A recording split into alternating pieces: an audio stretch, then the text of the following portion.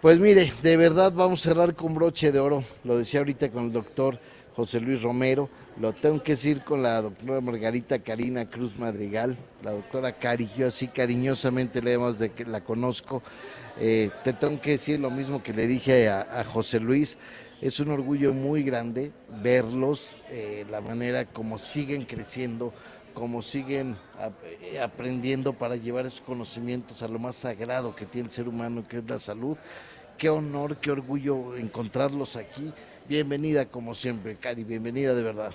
Me da mucho gusto verte, Pepe. Ya como mencionábamos, 10 años desde que 10 iniciamos el años proyecto, que nos conocimos en una feria de León de industria, que de tuvimos el gusto Hannover, de Hannover, que tuvimos la oportunidad de ir a plantear el proyecto que iniciábamos en aquel entonces. con Ethel Soriano, Sí, con ¿verdad? Ethel Soriano estuvimos, entonces pues con mucho gusto y de verte también aquí, sabemos que es parte de la casa de imagen en el Hospital Ángeles Centro Sur y que podamos seguir trabajando y promoviendo la salud en toda esta región que trabajamos nosotros, tanto Querétaro y en San Miguel de Allende, que estamos Ahí ahí siempre están siempre. muy listos. Y de verdad, pues tanto que preguntarte, Cari, tan corto el tiempo, pero yo quisiera preguntándote, ¿a qué edad debe una persona sin síntomas hacerse su primer chequeo cardiológico de forma completa? Mira, de forma completa, si no tiene factores de riesgo, recomendamos a los 40 años, ¿no? Ya hacer un perfil completo tanto de lípidos como de glucosa, y con su electrocardiograma. Sabemos que existen poblaciones de riesgo antes de esto, sobre todo como mujeres, si tuvimos problemas en el embarazo, como diabetes gestacional, hipertensión, pues y esto ocurrió antes de los 40 años, pues debemos de poner énfasis en hacerlo mucho antes. ¿Hay algún grupo de pacientes con enfermedades familiares que sí se recomienda hacer un screening antes de los entre los 20 y los 40 años, sobre todo si se dedican a tener actividades de alto rendimiento? Entonces ahí sí va, pero en general decimos 40 años es 40 el años. promedio que les recomendamos que se den una vuelta Ahora, por acá. en cuestión preventiva, la visita con nuestra cardióloga, ¿cada cuándo se sugiere? ¿Al año una o dos veces? ¿Qué se sugiere en este sentido? Si no se tiene factores de riesgo y salió normal, pues una vez cada 2 años. Si ya nos conocemos con hipertensión o con diabetes, pues sí sería parte de hacer un chequeo general y ya nuestro cardiólogo ahí nos dirá si nos verá cada 2 veces al año o con una vez al año. Nosotros siempre entendemos que este es un trabajo multidisciplinario. Nos apoyamos de todas las especialidades que nos rodean, así como de nuestros médicos internistas y médicos de primer contacto, que pues son en su mayoría, pero mantenemos contacto constante para tratar de identificar todas las cosas que pueda desarrollar una persona a tiempo. Ahora, indudablemente uno de los principales, pues no sé si llamarle temores, pero sí como, ay, ¿qué me van a decir? Cuando hay alguna situación que checar, a los que nos gusta el cafecito o tomarnos una copita de vino tinto, ¿qué opinan de esto los cardiólogos? Durante estos últimos 2 años, la American Heart Association ha publicado varias recomendaciones. En general, el café es controversial. Una taza de café, hasta 3 tazas, en la mayor parte de la población no produce síntomas. Sin embargo, sabemos que pacientes que ya son hipertensos sí se han documentado presiones mucho mayores cuando mantienen el consumo de café de manera regular. Dependiendo de la enfermedad es lo que vemos con el café. Por ejemplo, con enfermedades de las arterias del corazón, pues no se ha establecido una relación directa. Con arritmias es controversial porque en algunos pacientes, si bien no les produce una arritmia identificada, sí puede aumentar la frecuencia cardíaca. Siempre debemos de tomarnos el tiempo para preguntarle al paciente y entender cómo se siente, porque propiamente el café no es el café como bebida, no la cafeína. El café como bebida no es una bebida prohibida, pero yo siempre les digo, hay que mantenerte alerta tú cuánto tomas y tú cómo te sientes Claro. y monitorízate, sobre todo nuevamente en los pacientes que ya son hipertensos. y el alcohol, sobre todo en nuestras tierras que somos, pues tenemos una muy buenos La mejor sitios. región vitivinícola de Sí, México, para según mi el gusto premio obtenido. también, muy buenos vinos. Es controvertido, hay algunas evidencias ahí sí de el consumo de vino, incluyendo el tinto que antes solíamos recomendar, con una mayor incidencia de arritmias y que la presión arterial que podemos manejar es mayor. La realidad es que se recomienda, si se hace, pues un consumo muy moderado, pero también esto ha venido de la mano que esta industria ha creado nuevas bebidas porque también el patrón de consumo de las nuevas generaciones ha ido cambiando. Entonces Claro. esto nos ayuda muchísimo a mantenerlo en niveles de preferencia bajos, ¿no? Y no frecuentemente, porque sabemos de los efectos del alcohol también en otros órganos, además del corazón. Entonces yo diría, pues tratarlo de moderar en la mayor parte posible y pues todos con creatividad para no para seguir fomentando también pues que el crecimiento de nuestro municipio. Ahora, mi querida doctora, yo quisiera preguntarte, porque indudablemente estamos en un mundo donde el boom de la modernidad, el boom de los productos, de las redes sociales, hay cosas que son muy benéficas, hay otras que no son benéficas. Vemos hoy, y lo digo con mucha pena, gente que se mete y le pregunta a Google, ¿qué hago?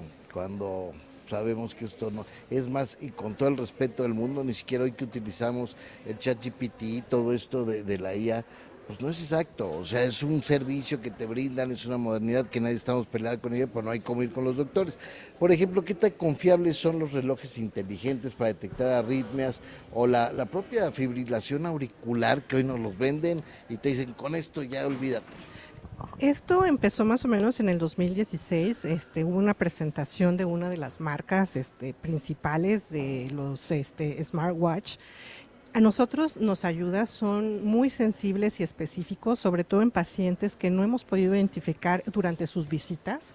La realidad es que tienen capacidad de identificar más del 90% en pacientes sanos que hacen arritmias, no así en pacientes que ya se Que ya conocen está, enfermos. eso es importantísimo. Entonces es para detección en pacientes sanos. Identificaron que inclusive el 10% de la población sana presenta a veces episodios de fibrilación auricular. Hay una cosa que nosotros como médicos a veces no estamos todavía estudiando o siguiendo tan de cerca porque pues la tecnología va avanzando Claro. rapidísimo.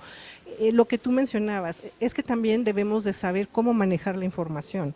Entonces a veces el estar expuestos a tanta información puede hacer que a mí me genere más ansiedad y salir contraproducente porque incrementa mi presión arterial, Claro. ¿no? Entonces yo creo que son benéficos en pacientes en quienes yo quiero identificar sin obsesionarme en mediciones, porque si no, va a salir mucho peor. Obviamente, nos dicen nuestras guías que no debemos nosotros de confiar al 100% en eso, ¿no? Son Claro. métodos para escaneo. Es Fin. una orientación que Sí. puede haber, pero siempre lo ideal es visitar al médico. Ahora, creo que ha sido una generalidad que últimamente, y usted amigo lo escucha, no me dejará mentir, creo que es general, porque lo he platicado con mucha gente, vemos mucha gente relativamente joven, ya con infartos, ya con problemas.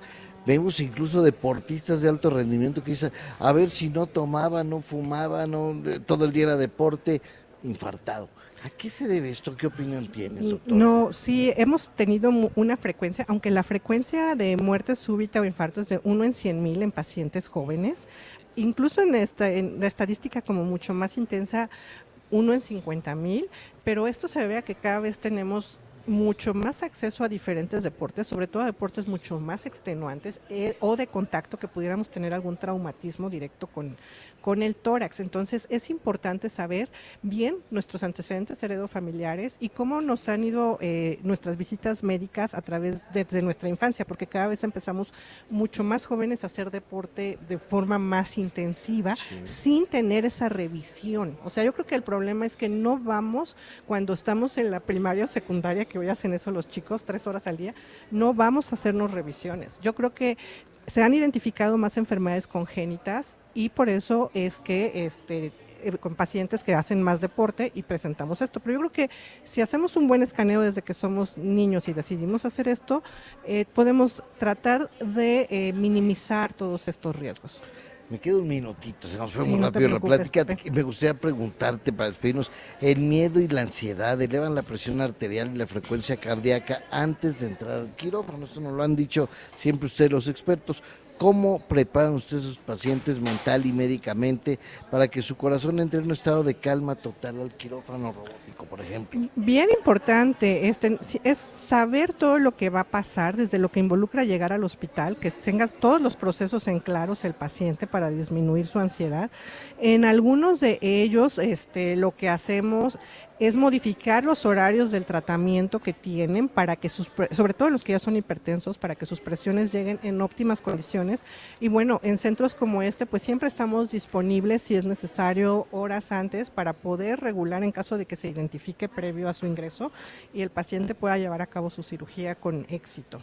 De ahí la importancia de venir con los expertos, de verdad, no lo echen saco roto, comuníquese. Es la doctora Margarita Karina Cruz Madrigal.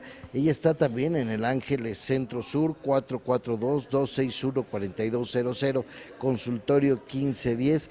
Me ha dado un orgullo enorme verte, Gracias, un gusto Pepe. enorme saludarte y gracias de verdad por todo lo que hacen por la salud de quienes estamos cerca de ustedes. No, muchas gracias, Pepe, y pues buen fin de semana. Muchísimas gracias, de verdad. Gracias a usted por habernos acompañado. Gracias de verdad a todo el equipo de Imagen Querétaro, equipazo, Vivale, ahí en la producción, mi querida Mercedes, Beto Sarabia, todo el equipo que yo me siento aquí en casa, y sé que soy de casa, y gracias a Hospitales Ángeles, a su directora, a todos los médicos que hoy vinieron a iluminarnos un poquito con su conocimiento, con todo lo que hay que hacer. No se automedique, no se crea lo que le diga ChatGPT, no lo busque en Google, venga con los expertos, porque ahí podríamos estarnos jugando la vida todos, podríamos estar teniendo un diagnóstico a tiempo que podría ser menos complicada la recuperación de aquello que padezcamos. Gracias de verdad y bueno, pues regresamos con el resumen informativo de frente.